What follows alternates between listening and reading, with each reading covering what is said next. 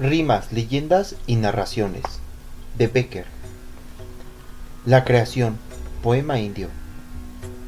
Los aéreos picos del Himalaya se coronan de nieblas oscuras, en cuyo seno hierve el rayo, y sobre las llanuras que se extienden a sus pies flotan nubes de ópalo que derraman sobre las flores un rocío de perlas.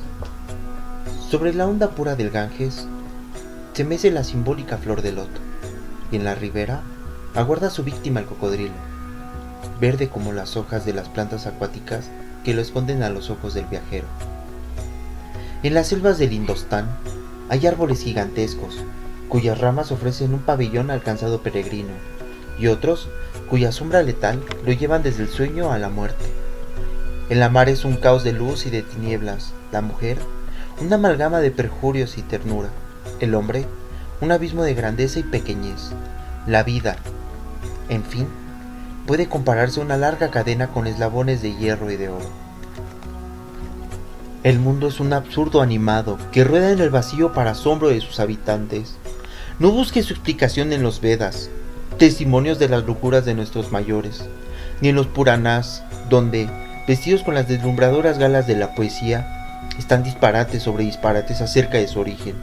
Oíd la historia de la creación tal como fue revelada a un piadoso Brahmin, después de pasar 3 meses en ayunas, inmóvil en la contemplación de sí mismo y con los índices levantados hacia el firmamento. Brahma es el punto de la circunferencia, de él parte y a él converge todo, no tuvo principio ni tendrá fin.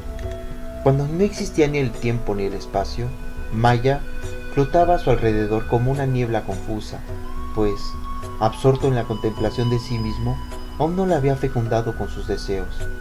Como todo cansa, Brahma se cansó de contemplarse y levantó los ojos de una de sus 4 caras, y se encontró consigo misma, y abrió irado los de otra, y tornó a verse, porque él ocupaba todo y todo era él. La mujer hermosa, cuando pule el acero y contempla su imagen, se deleita en sí misma, pero al cabo busca otros ojos donde fijar los suyos, y si no los encuentra, se aburre. Brahma no es vano como la mujer, porque es perfecto. Figuraos si se aburriría de hallarse solo en medio de la eternidad, y con 4 pares de ojos para verse. Brahma deseó por primera vez, y su deseo, fecundado a la creadora Maya que lo envolvía, hizo brotar de su seno millones de puntos de luz, semejantes a esos átomos microscópicos encendidos que nadan en el rayo del sol, que penetra por entre las copas de los árboles. Aquel polvo de oro llenó el vacío, y al agitarse produjo miriadas de seres, destinados a entonar himnos de gloria a su creador. Las gandrarvas, o cantores celestes, con sus rostros hermosísimos, sus alas de 1000 colores, sus carcajadas sonoras y sus juegos infantiles, arrancaron a Brahma la primera sonrisa, y de ella brotó el Edén. El Edén con sus 8 círculos, las tortugas y los elefantes que lo sostienen, y su santuario en la cúspide. Los chiquillos fueron siempre chiquillos, bulliciosos, traviesos e incorregibles. Comienzan por hacer gracia, una hora después aturden y concluyen por fastidiar. Una cosa muy parecida debía de acontecerle a Brahma cuando, apeándose del gigantesco cisne que como un corcel de nieve lo paseaba por el cielo, dejó aquella turbamulta de gandorvas en los círculos inferiores y se retiró al fondo de su santuario. Allí, donde no llega ni un eco perdido, ni se percibe el rumor más leve, donde reina el agudo silencio de la soledad, y su profunda calma convida a las meditaciones. Brahma, buscando uno distracción con que matar su eterno fastidio, después de cerrar la puerta con 2 vueltas de llave, se entregó a la alquimia.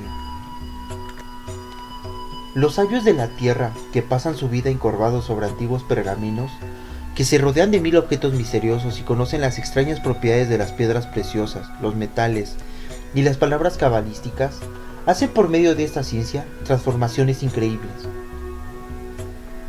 El carbón lo convierten en diamante, la arcilla en oro, descomponen al agua y el aire, analizan la llama y arrancan al fuego el secreto de la vitalidad y la luz. Si todo esto consigue un mortal miserable con el reflejo de su saber, figuraos por un instante lo que haría Brahma, que es el principio de toda ciencia. De un golpe creó los 4 elementos, y creó también a sus guardianes, Agnis, que es el espíritu de las llamas, Bajus, que aúlla montado en el huracán, Varunas, que se revuelve en los abismos del océano, y Prithivi, que conoce todas las cavernas subterráneas de los mundos y vive en el seno de la creación. Después se encerró en redomas transparentes y de una materia nunca vista, gérmenes de cosas inmateriales o intangibles, pasiones, deseo, facultades, virtudes, principios de dolor y de gozo, de muerte y de vida y de bien y de mal, y todo lo subdividió en especies y lo clasificó con diligencia exquisita, poniéndole un rótulo escrito a cada una de las redomas. La turba de rapaces, que ensordecían en tanto con sus voces y sus ruidosos juegos los círculos inferiores del paraíso, echó de ver la falta de su señor. ¿Dónde estará?, exclaman los unos. ¿Qué hará?, decían entre sí los otros. Y no era parte a disminuir el afán de los curiosos las columnas de negro humo que veían salir en espirales inmensos del laboratorio de Brahma, ni los globos de fuego que desde el mínimo punto se lanzaban volteado al vacío, y allí giraban como en una ronda luminosa y magnífica. La imaginación de los muchachos es un corcel, y la curiosidad la espuela que lo aguijonea y lo arrastra a través de los proyectos más imposibles. Movidos por ella, los microscópicos cantores comenzaron a trepar por las piernas de los elefantes que sustentan los círculos del cielo, y de uno en otro se encaramaron hasta el misterioso recinto donde Brahma permanecía aún absorto en sus especulaciones científicas. Una vez en la cúspide, los más atrevidos se agruparon alrededor de la puerta, y unos por el ojo de la llave, y otros por entre las rendijas y claros de los malunitos tableros, penetraron con la mirada en el inmenso laboratorio objeto de su curiosidad. El espectáculo que se ofreció a sus ojos no pudo menos de sorprenderlos. Allí había diseminadas, sin orden ni concierto, vasijas y redomas colosales de todas hechuras y colores, esqueletos de mundos, embriones de astros y fragmentos de lunas, yacían confundidos con hombres a medio modelar. Proyectos de animales monstruosos sin concluir, pergaminos oscuros, libros en folio e instrumentos extraños. Las paredes estaban llenas de figuras geométricas, signos cabalísticos y fórmulas mágicas. Y en medio del aposento, en una gigantesca marmita colocada sobre una lumbre inextinguible, hervían con ruido sordo mil y mil ingredientes sin nombre, de cuya sabia combinación habían de resultar las creaciones perfectas.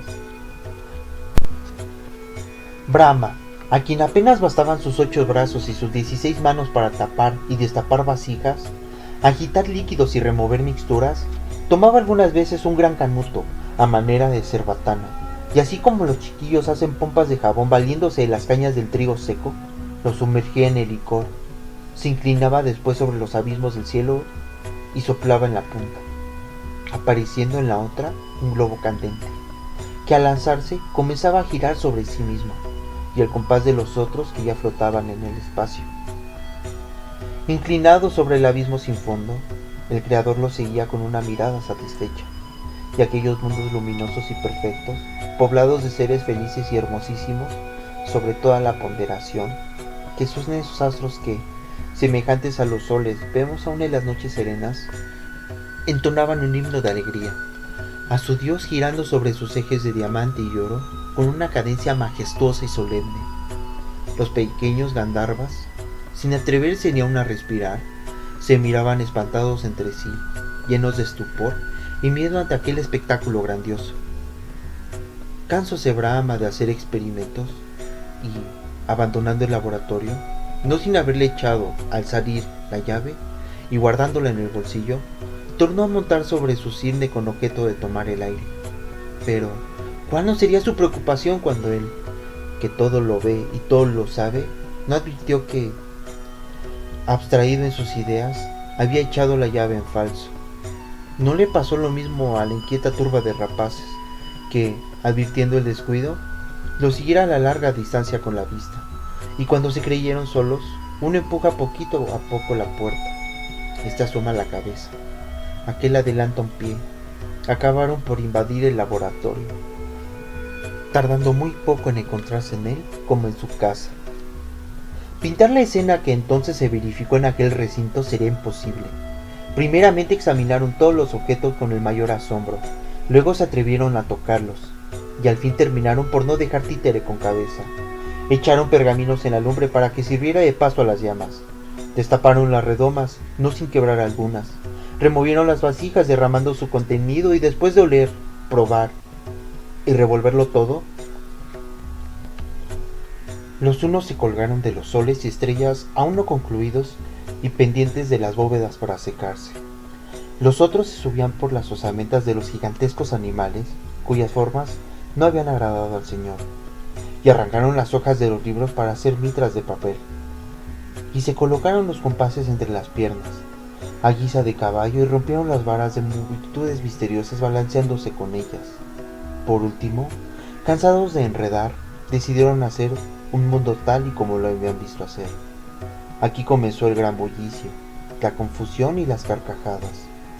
La marmita estaba candente. Llegó el uno, vertió un líquido en ella y se levantó una columna de humo. Luego vino otro. Arrojó sobre aquel un elixir misterioso que contenía una redoma, con el que llegó casi sin aliento hasta el borde del receptáculo. Tan grande era la vasija y tan rapazuelo su conductor. A cada nuevo ingrediente que arrojaban en la marmita, se elevaba de su fondo llamaradas azules y rojas, que saludaba a la alegre muchedumbre con gritos de júbilo y risotadas interminables. Allí mezclaron y confundieron todos los elementos del bien y del mal, el dolor y la alegría, la fealdad y la hermosura, la abnegación y el egoísmo, los gérmenes del hielo, destinados a mundos hechos de manera que el frío causase una fruición deleitosa en sus habitantes, y los del calor, compuestos para globos cuyos seres se habían de gozar en las llamas, y revolvieron los principios de la divinidad, el espíritu con la grosera materia, la arcilla y el fango, confundiendo en un mismo brebaje la impotencia y los deseos, la grandeza y la pequeñez, la vida y la muerte. Aquellos elementos tan contrarios rabiaban al verse juntos en el fondo de la marmita. Hecha la operación, uno de ellos arrancó una pluma de las alas, le cortó las barbas con los dientes y, mojando lo restante en el líquido, fue a inclinarse sobre el abismo sin fondo y sopló. Apareció un mundo deforme, raquítico, oscuro, aplazado por los polos, que volteaban de medio ganchete, con montañas de nieve y arenales encendidos, con fuego en las entrañas y océanos en las superficies, con la humanidad frágil y presuntuosa, con aspiraciones de Dios y flaquezas de barro, el principio de muerte destruyendo cuanto existe, y el principio de vida con conatos de eternidad, deconstruyéndolo con sus mismos despojos. Un mundo disparatado, absurdo, inconcebible. Nuestro mundo, en fin. Los chiquillos que lo habían formado, al mirarlo rodar en el vacío de un modo tan grotesco, lo saludaron con una inmensa carcajada, que resonó en los 8 círculos del Edén. Brahma, al escuchar aquel ruido, volvió en sí y vio cuánto pasaba, y lo comprendió todo. La indignación llameó en sus pupilas. Su airado acento atronó el cielo y amedrentó a la turba de muchachos, que huyó sobrecogida y dispersa a puntapiés. Y ya tenía levantada la mano sobre aquella deforme creación para destruirla. Ya el solo amago había producido en ella esa gran catástrofe, que aún recordamos con el nombre del diluvio, cuando uno de los Gandharvas, el más travieso, pero el más mono, se arrojó a sus plantas diciendo entre sollozos: Señor, Señor, no nos rompas nuestro juguete. Brahma es grave, porque es Dios, y sin embargo, tuvo que hacer un gran esfuerzo al oír estas palabras para no dejar reventar la risa que le retozaba en los ojos. Al cabo, reponiéndose, exclamó: Id, turba desalmada e incorregible, marchaos a donde no os vea más con vuestra deforme criatura. Ese mundo no debe, no puede existir, porque en él hasta los átomos pelean con los átomos. Pero marchad, os repito, mi esperanza es que en poder vuestro no durará mucho. Dijo Brahma, y los chiquillos, dándose empellones y riéndose descompasadamente y arrojando gritos descomunales, se lanzaron en pos de nuestro globo, y este le da por aquí, el otro le hurga por allá. Desde entonces ruedan con él por el cielo, para asombro de los otros mundos y desesperación de sus habitantes. Por fortuna nuestra, Brahma lo dijo, y sucederá así. Nada hay más delicado ni más temible que las manos de los chiquillos. En ellas el juguete no puede durar mucho.